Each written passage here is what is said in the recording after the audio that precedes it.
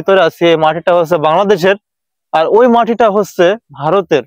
ওটা ভারত সীমানা আর এটা হচ্ছে বাংলাদেশের সীমানা। আর এইটা হচ্ছে মাথাভাঙা নদী, যেটা ভারতের ভিতর থেকে এখানে চলে এসেছে। তো এভরিওয়ান, আজকের ভিডিওটা হচ্ছে দৌলতপুর উপজেলা কুষ্টিয়া বর্ডারটা নিয়ে। হ্যালো, আসসালামু আলাইকুম এভরিওয়ান, আশা করি সবাই ভালো আছেন। আল্লাহর রহমতে আমিও ভালো আছি। আজকে চলে আসলাম দৌলতপুর ও কুষ্টিয়া এর মাঝামাঝি একটা ব্রিজে।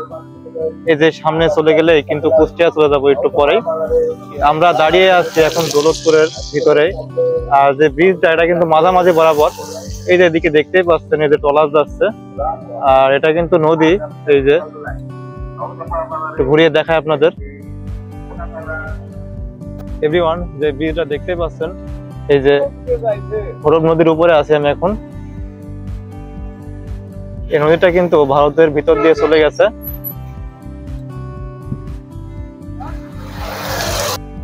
তো বন্ধুরা, আজকের ভিডিওটা কিন্তু হতে যাচ্ছে খুবই ইন্টারেস্টেড। আর দেখতেই পাচ্ছেন এটা কিন্তু দৌলতপুর ব্রিজ।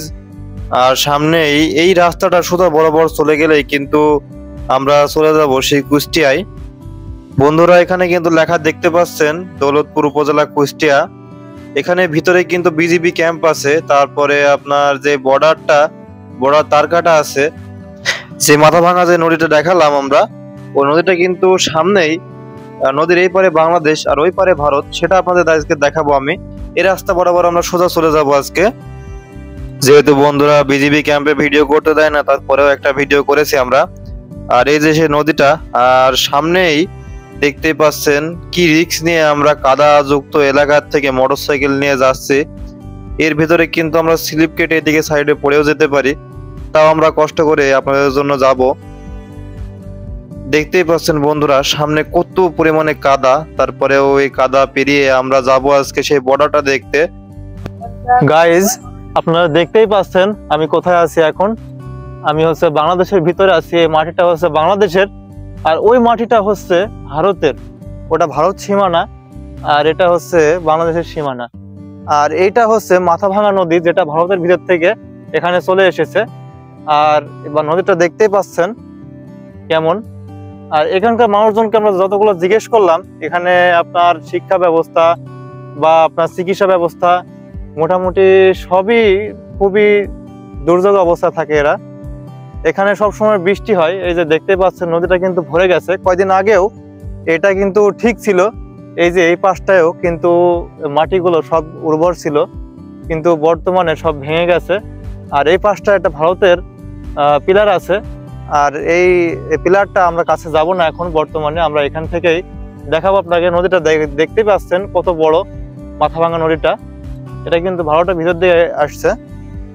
বন্ধুরা, যে কলা গাছগুলো সামনে দেখতে পাচ্ছেন ওগুলো কিন্তু ভারতের। আর যেই কলা গাছগুলো বলতে যে মাঠটা দেখতে পাচ্ছেন, এই মাঠটাও কিন্তু ইন্ডিয়ার মাঠ। আর এই নদীর এই পাশটাই হচ্ছে বাংলাদেশের অবস্থা দেখতে পাচ্ছেন। আর আমরা যেই বিজিবি ক্যাম্পটা পার করে আসলাম সেটাও দেখতে পেলেন আপনারা ভিডিওর মাধ্যমে। বন্ধুরা, বাসায় ফিরে যাওয়ার পথে দেখতে পাচ্ছেন রোডটা কত সুন্দর লাগছে।